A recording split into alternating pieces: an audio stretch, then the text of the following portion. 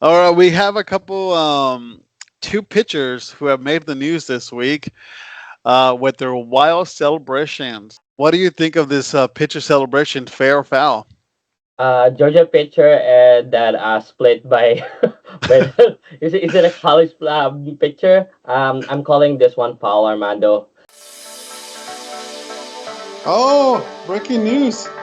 What We have happened? breaking news.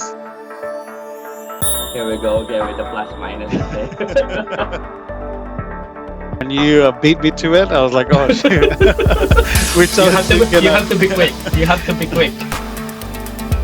In game, real time, it's hard to like make that same thing call 100%.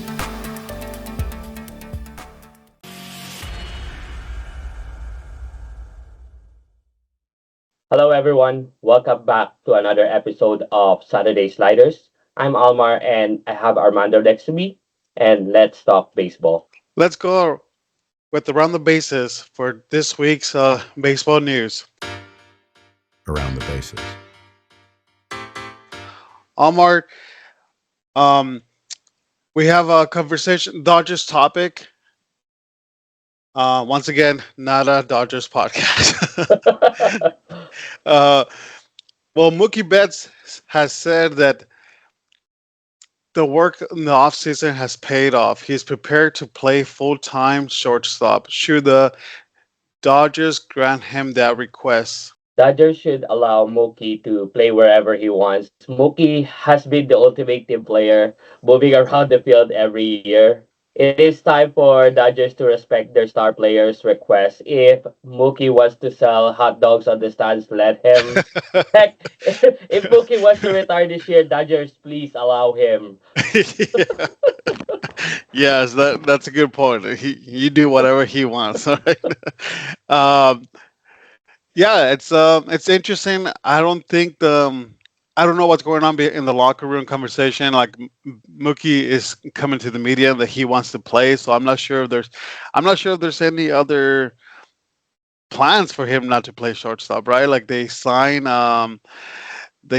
Confardo, outfielder, and re-signed Tio Hernandez in the offseason, right? So they signed two outfielders.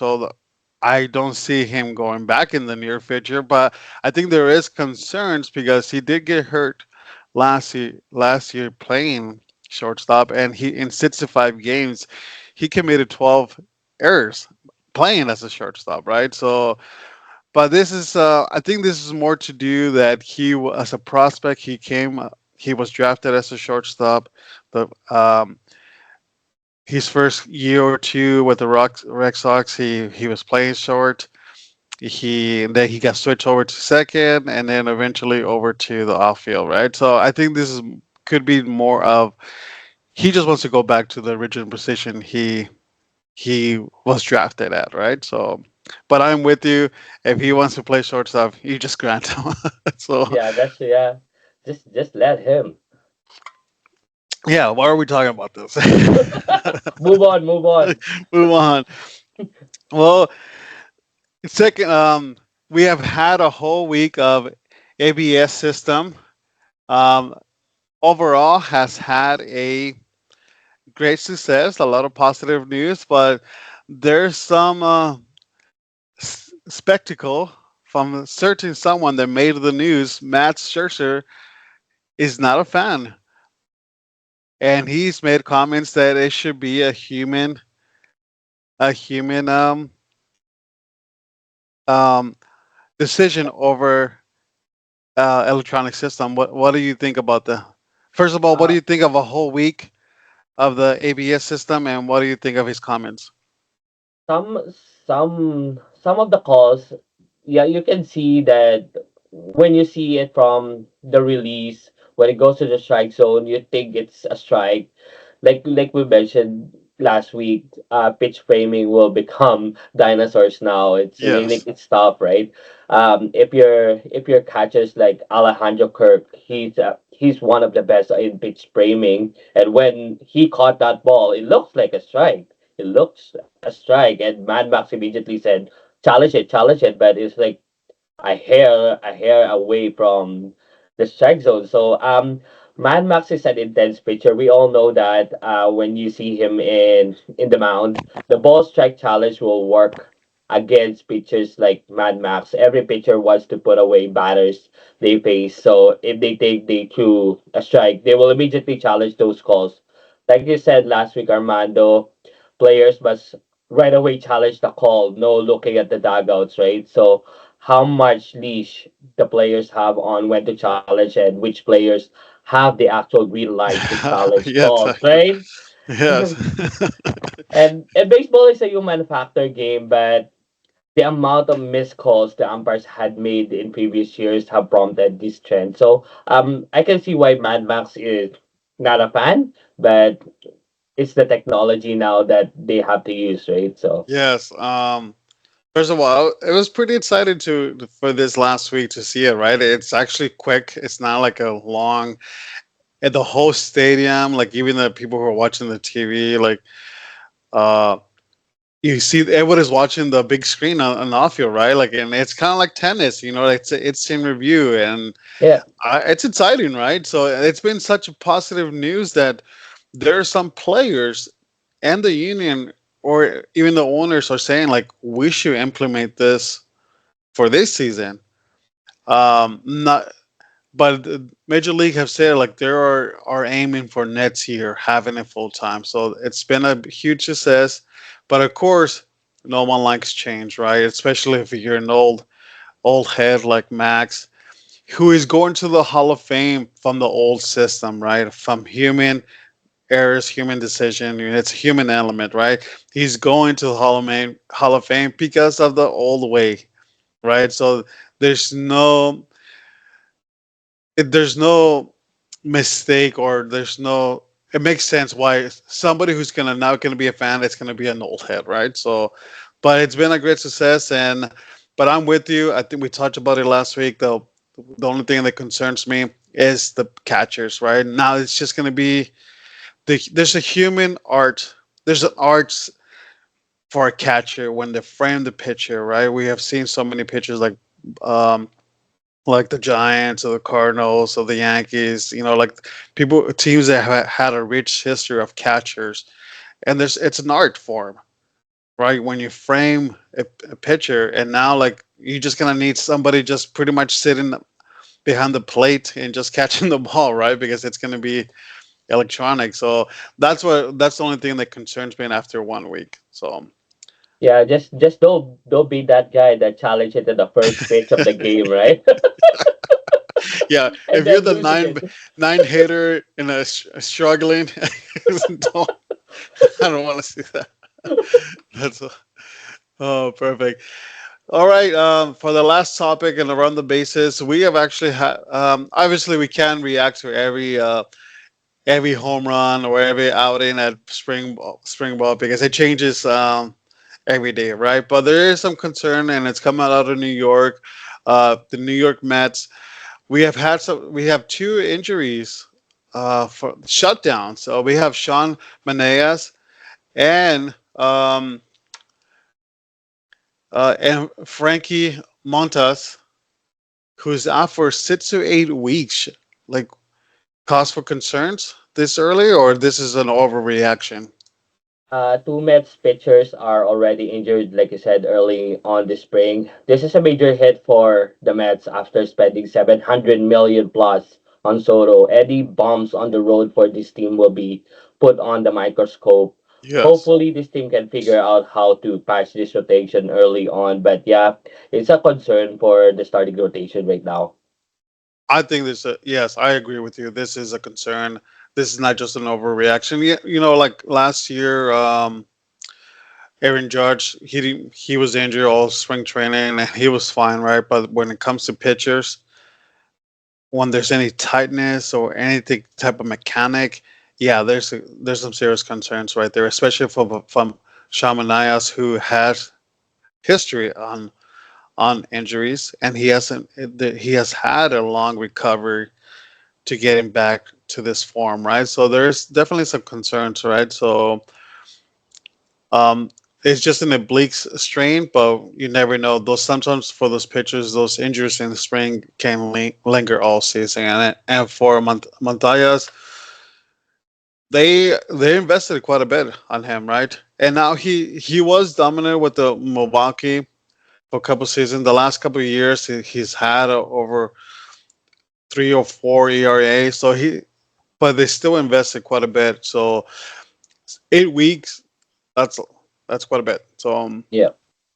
So yes, and they spend a lot of money, like you said, on offense, not on pitching. Hmm. So it could be one of those situations that, well, they have to score a lot of runs to win games, right? If they don't have the pitching rotation. Yeah, yeah. You have to remember, if players and pitchers are out early on the spring, 6 to 8 weeks. After that 6 or 8 weeks, they begin their actual spring training. Right. So Exactly right. yeah, it takes them longer to get acclimated to actual baseball. So you have to keep that in mind as well when you get injured early on. Yeah, they've been playing. Yeah, they've been practicing or getting in shape for longer, right? So, well, that is it for around the basis. If you like this content, please subscribe, follow. It will help our contact out. Well, let's get into one of our favorite topics: fair or foul. Fair or foul? And we have a couple of good topics to talk about. Let's start one of the biggest news in the offseason or coming into the spring training. Harper gets a tattoo of the Philly Fanatical. Fair or foul? Harper's youth hat. I'm calling this one fair, Armando. Hey, I love the fanatic too. His antics are hilarious on the field. At times he gets on the opposing people's nerves. It's just Harper expressing his love for Philly and the fanatic. I love this, Armando. At least it's not at least it's not the 2025 World Series champions Philadelphia Philly tad. So I'm good with it. That's awesome. Uh,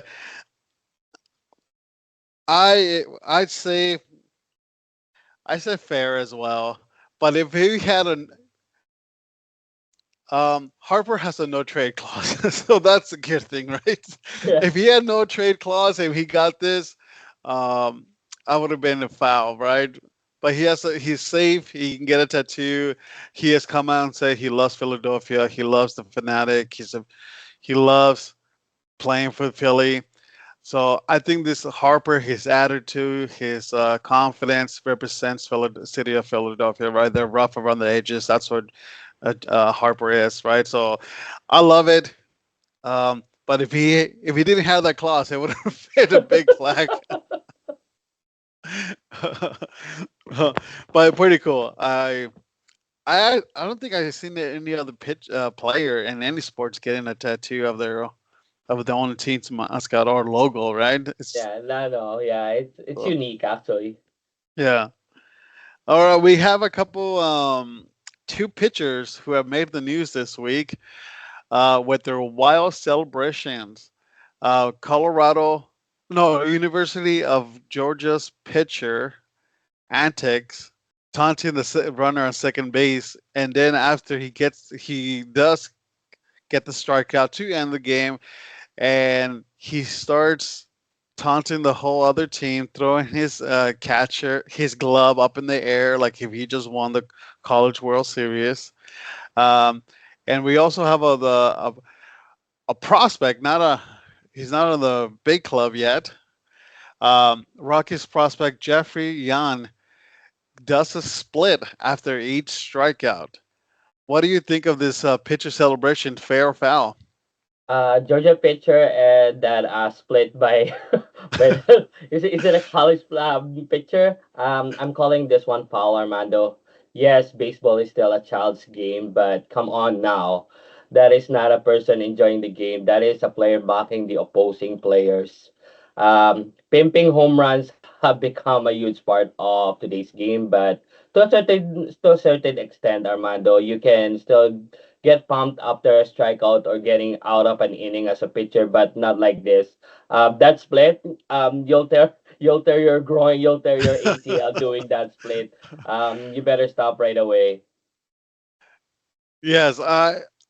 But do you think there's a double standard between a batter hitting a home run, throwing his bat up in the air, or celebrate to first base? We saw that Dominican Republic went to ball that he took him a whole like 2 minutes to run the bases because he was celebrating. Is there a double standard between a pitcher and a like a hitter who just got first of all, that was not even that winter celebration, winter ball. It was not even a game.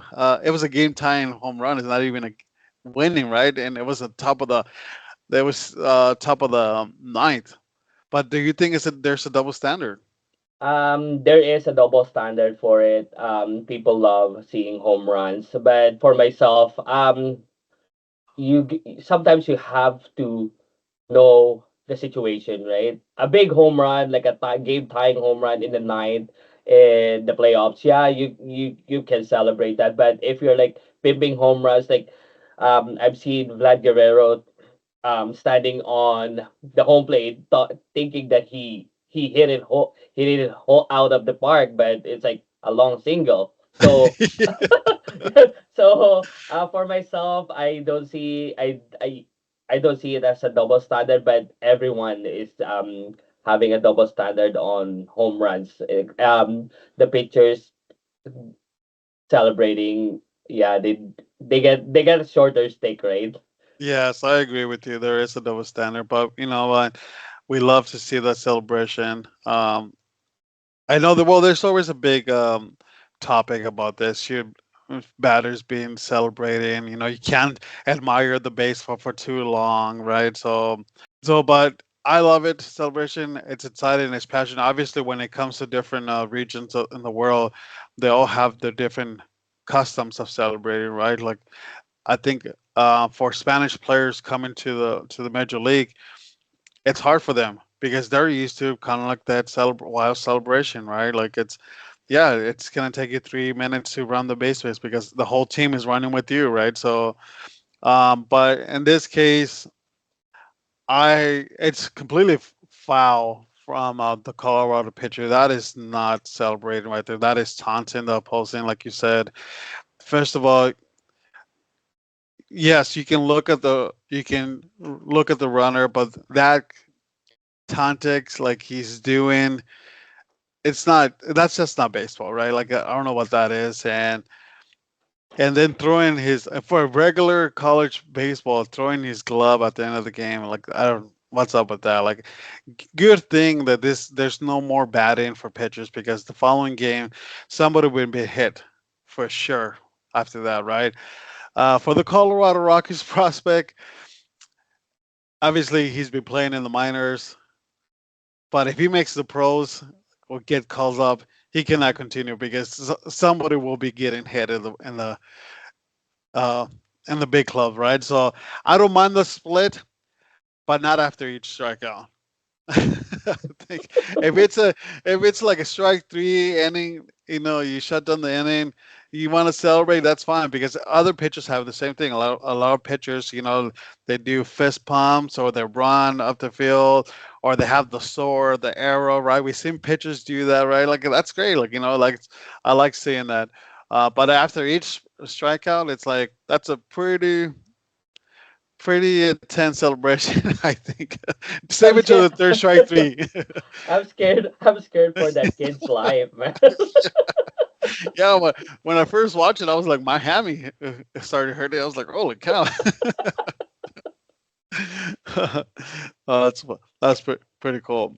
Um, and in other news, a former Yankee player has um, made the news, but not for his great career, but he has made the news because players it has come out that he has had a huge porn collection. We're talking about Hideaki adult collection. Players are talking about his collection. Is this fair or foul that teammates should know about your collection? Godzilla adult film collection. We all want to see that, right, Armando? But should your team know about it? I'm calling this one foul. Armando, we all have collections. Some great collections, others weird I ones. don't have Others weird ones. yeah. Hideki Matsui should have just kept this to himself. Most people frown upon adult films, especially most ladies out there. When you're a public figure, some things is best kept untold, right, Armando? I'm not saying you're not allowed to have such collections. All I'm saying is if this is your fetish, just keep it to yourself, Matsui. Well, I think it's also some players that we're talking about that he had a art collection of his wife too. Like it's kind of like well, like cow, like he was actually very. You don't see this from like you when you think of Asian players, you think of there's just a minor, calm, collective, right? So you don't expect this like from an Asian player, right? Like it's like holy cow, like this is actually at first I was laughing, but then like I was like, holy cow, like this is actually kind of serious, right? So especially if your team is applying, talking about your wife and some of the art like that he has, like that's pretty crazy. But I agree with you. This is foul. Um, because there are women in baseball, there are women reporters, writers, and they walk around, or even just the team, like they hire female, right? Part of the club, and they walk around the locker room, and you are openly about your collection, or you have some pictures or videos. Like I don't know. Um, so yeah, completely foul. I think that's there should be some privacy when it comes to that kind of stuff. So Yeah, I saw a comment that with this day and age, adult films are free online. Why are you still collecting videos? He's still collecting them. That's what I saw. yeah, good point there. No comment. Uh, that's pretty funny. Um, we have well, at least I'm not sure if it's well, next topic. I'm not sure if it's national media attention, but it's been for the Giants. Pitcher Robbie Ray, he made the news. Everybody's been talking about it, but he called Scuba, um, reigning American League Cy Young Award. He called them for advice on how to throw his changeup or how does he grip. Um, Scribble was he was fine with it. He actually kind of shared too much, according to Ray. He showed him pictures of the grip, how to he sent him videos or techniques or um, but the question is this okay for another competitors to calling each other how to get advice? Is this fair or foul? Robbie Ray calling up Scuba for his change-up grip. I'm calling this one fair, Armando. There are numerous times that pitchers share how they grip the ball. One particular instance I remember was an All-Star game where Mariano Rivera taught Doc Holliday how to grip the ball for the cutter, and the rest was history. Adding that cutter to Holliday's pitches made him more dangerous to hitters. This is part of the game, Armando. If you can share what you have, then that's fine. It's just teams don't want players to keep exchanging these infos for competitive edge. That's you just have to like know the balance on how much information you share with other players, right? I You stole my topic there. I remember that All Star when Roy Holiday approached Herrera and asked him about his splitter, right? Like how to grip it, how to throw it. I remember the Yankees actually. They were not a fan of this because they were division rivals at the time, right? So Holiday was with the Jays, and some of the batters like Jason Giambi or Derek Jeter actually yeah, said he hated yes, it like yeah, like because so they like what are you doing? Like we have to face this guy, right? But the following season it made him more dominant, right? So and he was already a dominant pitcher, and it just made him more. I think I'm either way. I agree that it's fair. I agree that it's foul, right? I don't. If it's a division rival, if it's your rival, bitter rival, I think that's foul, right? But like you said, there has to be a balance, right? And in this case, Scoville is in the American League. He plays for Detroit. We're only going to see them once a year, right? So I'm completely fine. If they were calling like any teams within the West, or especially Dodgers, like I think that would have been like I would not be a fan of that, right? So because you're exchanging secrets, right? So, but I'm completely fine. I love stories like um, Mario or even in Holiday, but I also love like Kobe did the same thing, right? I love the stories that Kobe called Jordan for advice. He called Scottie Pippen. He called Gary Payton, right, about his defense, right? So I love when players want to be great and they're calling for advice, right? I love that. So, but this is nothing new, right? Like it's been happening. People like in new teammates and they're talking about baseball, grips, you exchange. That's fine within your own team, because you want to be competitive or you want to win games, right? So, but I agree with you. It's a balance.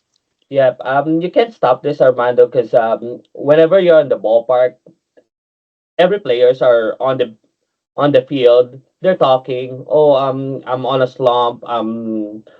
What can I do? Then you share what you saw, right? Oh, you might be swinging this much, but that's not normal for everyone to like Yes. critique your opposing players too. So that's okay with me. So, but Yeah. yeah, it's like we said, there has to be a balance on how much info you exchange, right? Yeah, but also like it's nothing new, right? So like a lot of people have been freaking out here, um, this week or making a big deal. This has been going on for a long time. I know a story of Gaylord, pitcher from the Giants back in the 60s or 70s. When teammates used to ask him, "Oh, how do you throw this?" And he was like, "Yeah, sure, I'll show you, but it's gonna cost you $5,000 for me to show you." Right? So it's like Gaylord had this like, yeah, like I don't mind helping you, but it's not gonna be for free, right? So it's kind of like it's a balance. But in this case, Kelfo was like willing to do it, and I think it's actually a compliment, right? So because it shows that Scoville is one of the best pitchers in the game right now. So Yeah, I think Scuba got excited because he's like he's a young kid, and yeah, then right. like a veteran asking for like advice. I'll be like, oh yeah, sure. Exactly. So, all right, for our last topic, fair or foul, the lockout. There's the Major League Baseball has said that has made comments that they're actually next year's lockout. If there is a lockout, it could be good for baseball. Fair or foul for the comments, or fair or foul that that it's good for the game. Major League Baseball executives saying there is a great possibility of a lockout. I'm calling this one foul, Armando. It's quite a ways down for the CBA to Yeah. expire. It's December 2026, I believe. Yeah, that Don't is. quote Yeah. me on it. So, but you are forecasting that there will be a lockout, then you have a worse issue at hand. This stems from owners asking for a hard cap. Like we mentioned on our last week's episode, Armando, the problem is not the large markets like the Dodgers and the Yankees with their spending money, but the main issue is small markets not trying to spend. We sure hope Right. that they can come into an agreement because we don't want a work stoppage, even if it's just the off season, which might leak into the regular season, right? Right. First of all, the game. You might argue that the game has never recovered since the last lockout in 1996 or 95.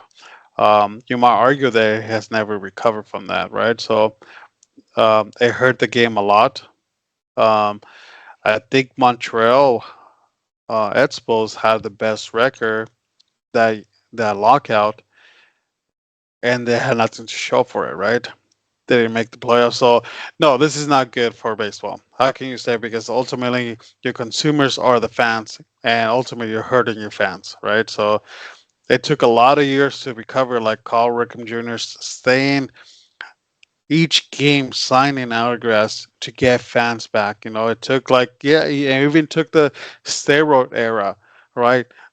As much as we want, baseball wants to punish those, but Sammy Sosa and Mike McGuire brought back baseball fans into the stadiums, right? So, no, you cannot say that this is good. It might be good for the owners because ultimately it's a business, right? But ultimately, there's a lockout, it hurts the fans, right? So, right now it's spring training. I'm looking at some training games, and I remember going back when I was in college, going with my friends to spring training games. You know, like road trip. Let's go over a road trip and go to spring training, watch a couple games, right? Sitting in the outfield on the grass, right? So, no, this is not good. It hurts the fans. But it's like for even to make those comments when it's a whole year and a half to go, like what are you doing? Why are you bringing this up right now, right? So, so it's foul. I agree with you. Yeah, it really doesn't make sense for them to come out and say, "Oh yeah, it's there's a great possibility of a lockout with, like you said, a year and a half long Yeah, to just exactly. keep talking." So I don't know. I And don't know what's especially going when on. reporters are like, "Oh, can you comment on that?" I was like, "Well, I can't really speak on it." It's like, "Well, why are you saying it?" It's like, right? It's like if you can't talk about why you're saying it, right? But no, it's not good for baseball a lockout because yes, you might the cap, which is a big topic right now because of the Dodgers. Once again, not a Dodger podcast. uh, yeah, there might be a cap, but it's let's just say if it's like 300 million cap a year, there's teams like the A's or Marlins who they don't even reach 100. Are they going to be going all of a sudden going to 300? No, they're not. So, right. So, I think when we have talked about it in previous episodes, um, first of all, the union is never going to be baseball union is never going to agree to this, right? So, baseball has one of the best, or worst, or best, or however you want to see it, sports players union out there, right? So unless it's going to be more money for the average player, it could be, but the union might agree to it. But players like Soto or Show, they're not gonna like this because that means it's less money for them. So Yeah, true. Yeah, that's actually true. And like if you say 300 million cap, salary cap, then even in today's game, Shohei is only making 2 million this year, right? yeah, exactly, exactly. So we'll see, but I think it's just foul for bringing it up so early. So it could be it could be net topics for next season to be talking about that, right? So, but it's not good for baseball. So, regardless. Anyways, that is it for fair or foul. Let's get into our Giants and Jays update. Giants, Blue Jays. And I'll start it off with the Giants update. It's been a good week for the Giants. There's just a different vibe. I'm not saying that high expectations. Because we just don't know with a very competitive National League. Um, but there's a different vibe with the Posey running, and I talked about it last week. But there's just a different vibe. They're more happy. The club, they're more relaxed. They're winning games. Yes, it's spring training, right? But last couple of years, they have not had a good training. There's been players not showing up ready to go. Um, like the starting pitchers. I remember Logan Webb last year. He was rocked in every outing he had. He had no command. And he had no he had no grip. Like people were talking about, like, oh, it's the humidity, right? He's the ground ball pitcher. But all pitchers, Logan Webb has had two. Let me just back up. Anyways, there's just a different vibe, and it's noticeable. The reporters are noticing. The fans are noticing. The club is noticing there's just a different vibe, and it's just because of the new regime.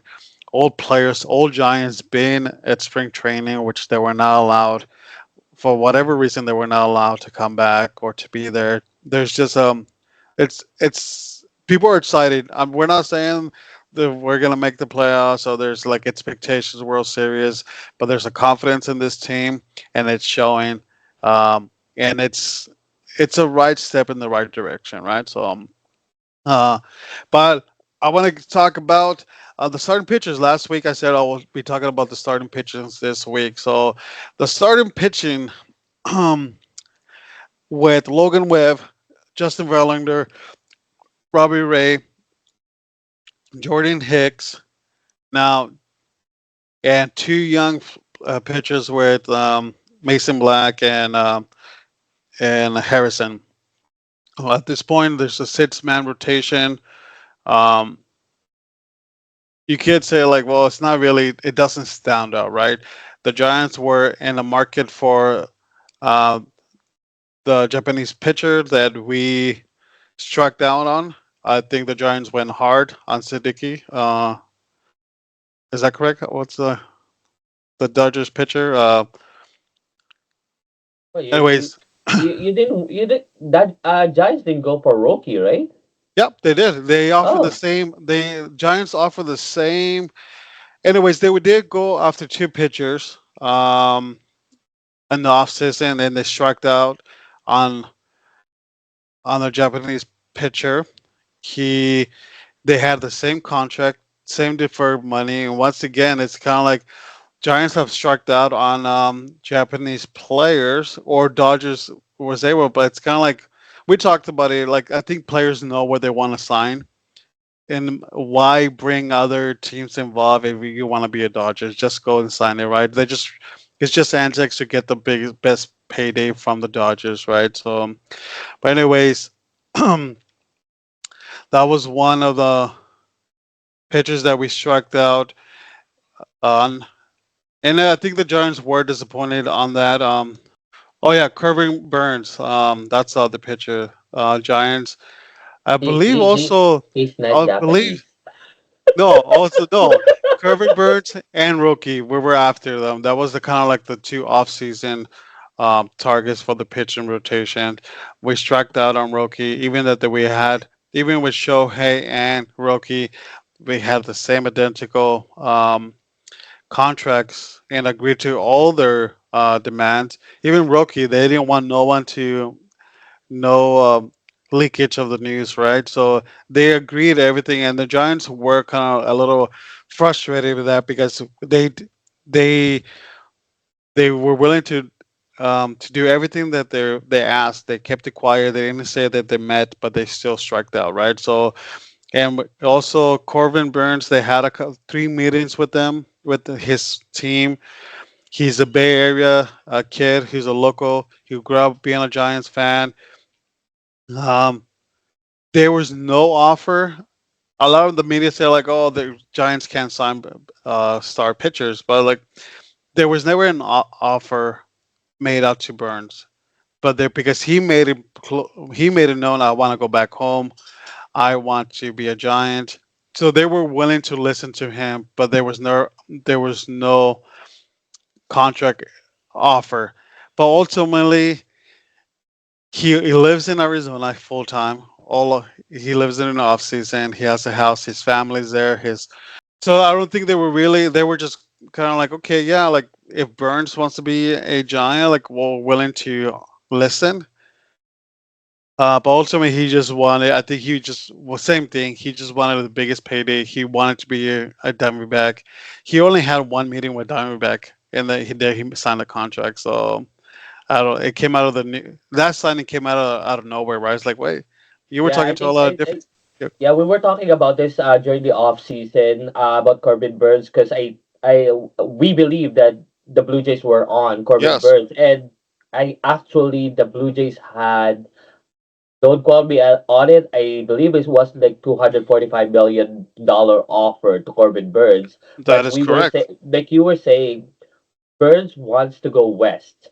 He Yes, wants to go west because he has a home in Arizona and he's from the Bay Area. So we were like, what are we even doing here for the Blue Jays? Because if he wants to go west, then don't bother, right? yeah, And then There's no nothing reports on meetings with Diamondbacks, nothing until the signing.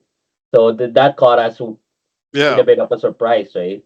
Yeah, I think a lot of baseball fans in general were surprised. Like, what? Like, you were talking to the Jays, you were talking to the Giants. I think he was talking to the Padres. Like, Diamondbacks just came out of nowhere, right? So, Yeah. but anyways, those are the top two news that the Giants were in. So it kind of like, and then all of a sudden, when those two pitchers went off the market, they signed Justin Verlander, and I was kind of like, yeah, but he's not. He's 42 years old or 41. Like, why are the Giants, right? But I talked about that last week, right? I think it's a great signing. So it doesn't seem like it doesn't. The starting pitching does not stand out. Um, but there's a very good positive vibe. Logan Webb has had two great outings. Um, Hicks, he's like last year was an experiment because he was in the bullpen, for the last couple of years. He wanted to be a starting pitching. Giants need help with starting pitching, but so we're doing this experiment again with Hicks. But Giants and Hicks were like kind of in agreement, like they believe that he has the stuff to be a starting pitcher, and now, like he had two good outings. He reached out 90, 99 and one fastball and another fastball. He got it to 90 95. So you can see that okay, maybe his arm is getting stronger because he had a great 2 months of the season last year, right? Where he surprised everybody, but then he was fatigued and he said I was tired. Like yes, like, you can't be throwing that much, that many fastball that hard. It's for especially for a starting pitcher. You have it's a long season, right? So, but we're gonna do this again with Hicks, and the Giants have made it known like no, he is a starting pitcher. There's no plans to put him in a bullpen. So it's great. So Logan Webb, uh, Verlander, um, Robbie Ray and Hicks are the two. Those are the four starting pitchers right now. So it doesn't stem up, but there's just a big buzz, and there's a lot of confidence in there, right? And which this brings my next topic.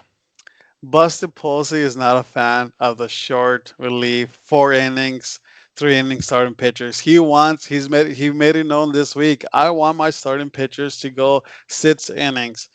And if they can give me 7 innings, even better. So I love it. Buster Posey is an old head. He catch for a lot of great um, pitchers, and he wants the old way. Like, no, I want my starting pitchers to go 7 strong. So I love that.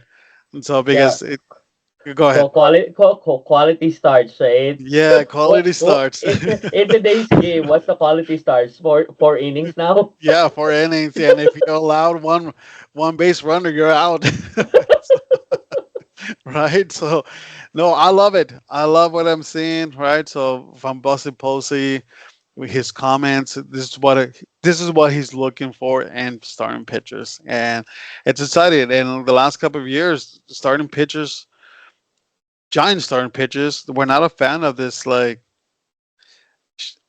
relief starting, like relief pitcher starting a game and then bringing in a starter in the second or third inning is like what's going on, or starting pitchers only throwing 4 innings, right? And then like going to the straight to the bullpen. It's like no, like that.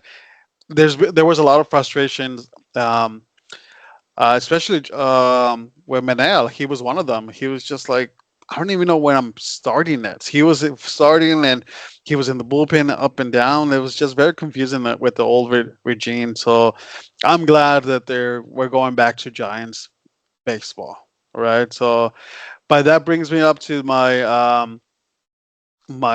So those are the first starting pitchers. We're not Giants are not going to have a 6-man rotations with the two young stars that we have. Um, the two young pitchers. Obviously, we had a lot of injuries, and one of them, um, I'll say Harrison. He was the Giants' top prospect for a lot of years. A left-handed pitcher. There's no guarantee he's going to make the roster. They made it now. It's just competition for the fifth spot, and we have two young pitchers in a prospects fighting for their fifth spot. So it's going to be up for grabs. One of them is going to go down. And right now, our top prospect, Harrison, it's looking like he might not make the starting rotation, making the big club. Which it could be a good thing because now you can go down and work on your mechanics, work on things, right? A lot of right now with Harrison, his he has a very decisive, um,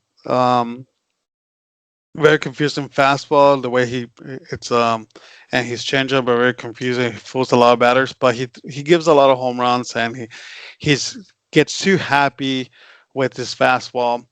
Um, he reached 97 the last two seasons, right? I think once 2 seasons ago he started 13 games, and but his velocity fell down, in 13 games. And last year we noticed the same thing. He went from 97 to the end of the season 92, and he was not fooling any batter. So I think that's the biggest surprise is like what's Harrison not making a big club. And after so many years of being a top prospect, right? So we'll see what happens to the fifth man rotation. Well, I'm gonna cover all spring training. Let me get this your thoughts about this. There's a lot of optimism, like you said, with the Giants this year, Armando. But I came across a comment on YouTube from Timan Harp. Shout out to him. Or they mentioned, and I quote, "Pray that Verlander and Ray both have strong starts so you can flip them to a contender for prospects." And added that Giants have to think long term for once and be pragmatic about the current roster. Posey to start building the farm system and aim to be contenders in 2028. It was an interesting take when I Yeah, that's saw an it. What's your interesting. Yeah. what can you say about it? Well, the first thing that pops up about the comment is start thinking of a long term, right? Giants don't rebuild. It's just not in our DNA, right? We rebuild on the fly. Um, it's not. We're one of those big market teams, right? Like fans won't have the patience for a long term rebuild. So I I don't see Justin moving. I do see Robbie Ray, um, because he only signed a 2-year contract, right? Or three, or with the player option for a third. So if they're under 500, not in the third wild card, third wild card position, I can see him being traded, right? Like, but I don't see the Giants trading him, Justin, for any contender, right? So interesting, right? But I don't think our farm system was.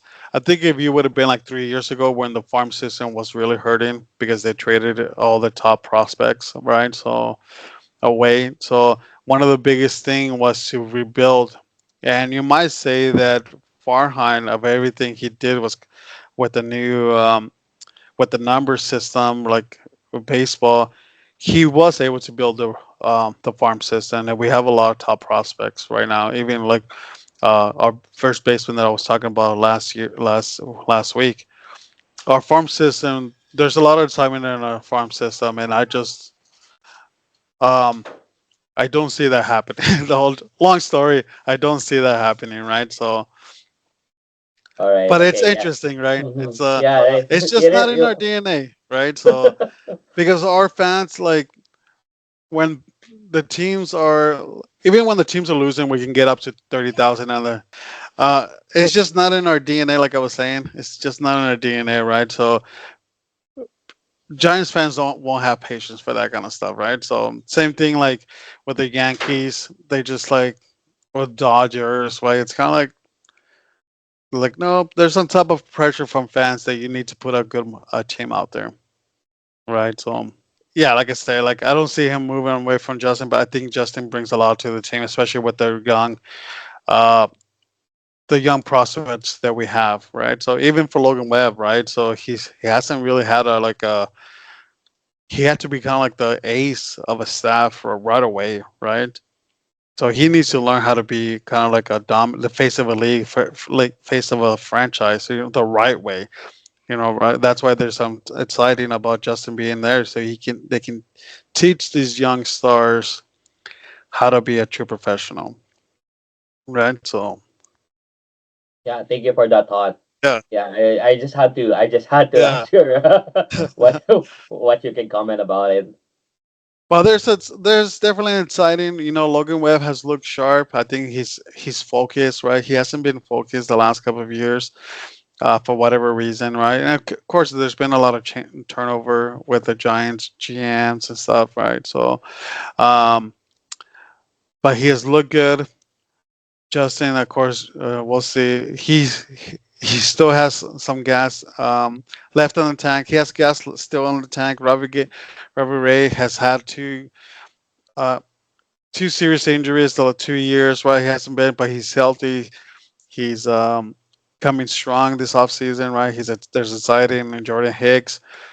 Like we saw, hopefully, what we saw last year from April and May, that from last year, we can see that all season long, right? So because he has some good stuff out there. He just needs we just need the fatigue to be there.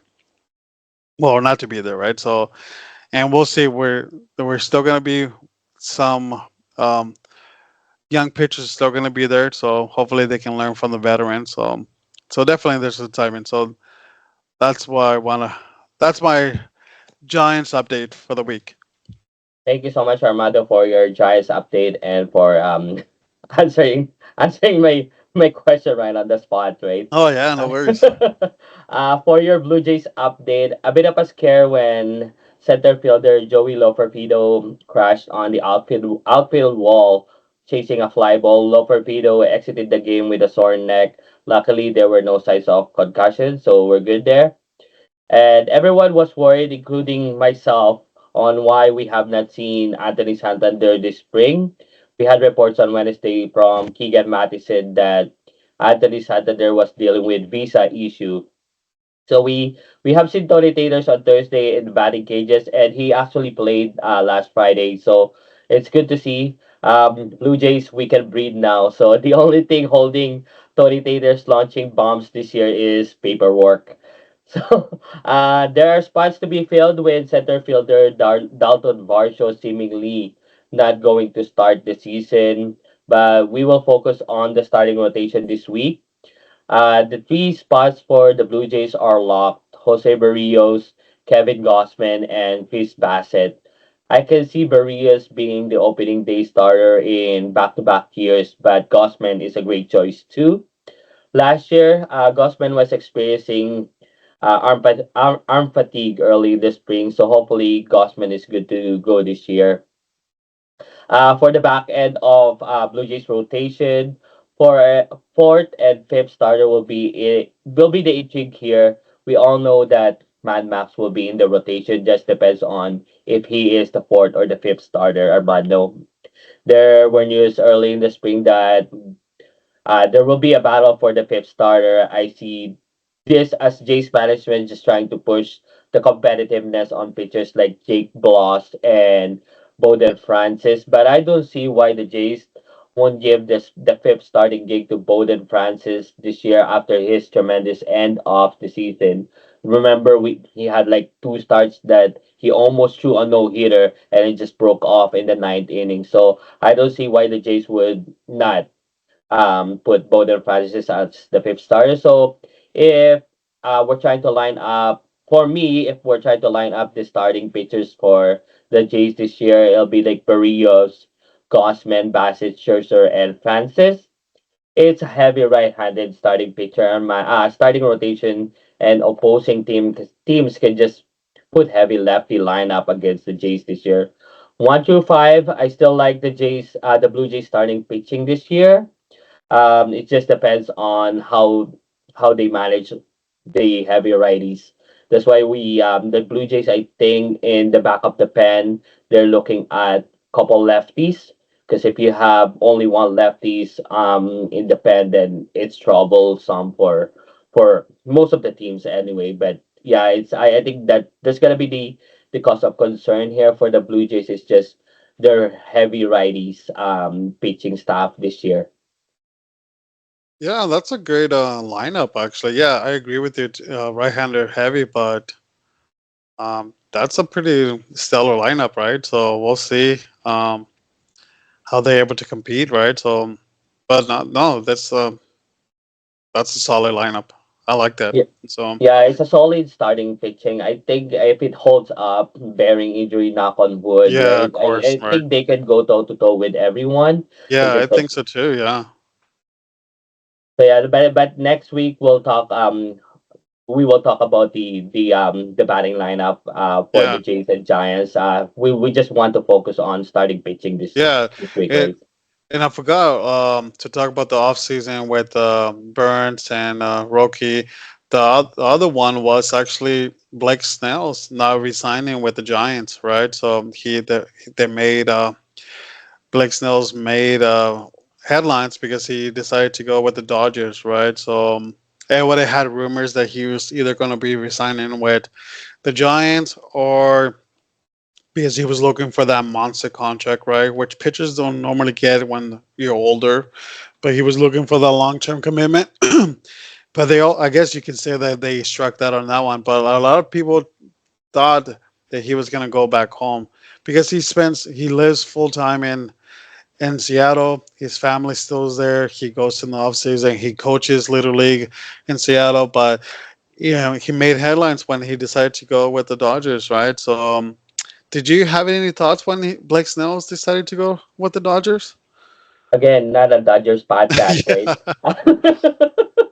Yeah, I hated it when he signed with the Dodgers because how much help does the reigning World Series champions yeah, need, right? If you just want to be like Kevin Durant and just hop along and get yeah, your ring, then get out of here, man. I know you. I know like we talked about it with Vlad, he had every right to be a free agent. He can choose wherever he want to go, and that's not a problem. But yeah, joining your rival after pitching with the Giants, I hated it for Giants fans, and I hated it as a Blue Jays fans too. So right. So, um, I thought the same thing. I thought it was Bush League. He just jumped on the Dodgers bandwagon, right? So of course the Dodgers with their endless money, right?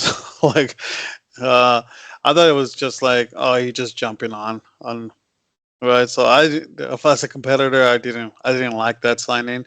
But he obviously, it's not like I wanted him. But do want to touch about that because one of our young pitchers that I'm talking about, the Kyle Harrison fighting for the fifth start. The other pitcher was Hayden Birdsong, a rookie last year. The dude was called up because of Blake um, was injured so many times throughout the season, right? So um, Snell was injured every time he would go up to the IL list. They will call Hayden Birdsong, and as a rookie, he just impressed so much, right? Like well, all the attention was on Kyle Harrison, while Jaden Birdsong was not even part of the future. Well, like he's a top prospect, but he was not a part of the near future of the Giants until he was called up so many times because of the injuries, and then when uh, when when Blake Snell at the end of the season, he's like, I don't want to pitch no more. I want to rest for next season. Like and other pitchers like were being shut down. Like the Giants couldn't the Giants couldn't send Birdsong to AAA any longer. They had to keep him out of necessity, but he did enough. Showed enough that he has the stuff to compete in the top tier, and now he's actually fighting for. That's what I was telling you that they're fighting for the fifth starter position, and competition is heating up in the spring. So Well, it's going to be great. Um, I personally, I like what Birdsong has shown. He's done enough to earn that, and he has not slowed down, right? So we'll see what that competition is, but that just reminded me that like, oh yeah, Birdsong because of Blake Snell's. And of course, the Giants they made an offer. It was not accepted. He went right. So that's what kind of reminded me of it. Um, but that's the difference between I want to talk about the old regime and the new regime. Um, in the old regime, a lot of player options, a lot of player. Carlos Verdon had a 2 year contract with a 1 year player option, right? So they struck out on like they left. Blake Snell signed same thing, 2 years. They opt out on the first.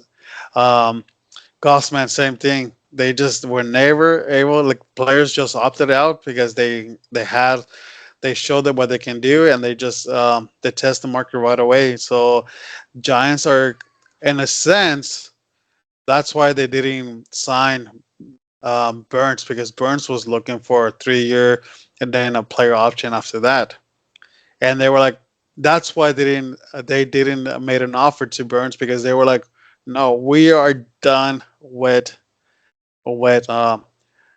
player option contracts here. If we're not gonna be like just a rehab for players, and then they can go somewhere else and get the contract that they want, right? So they're done with that. So I kind of like it. The biggest thing though with Burns of the 3 year contract option out because Johnny Cueto had the same contract.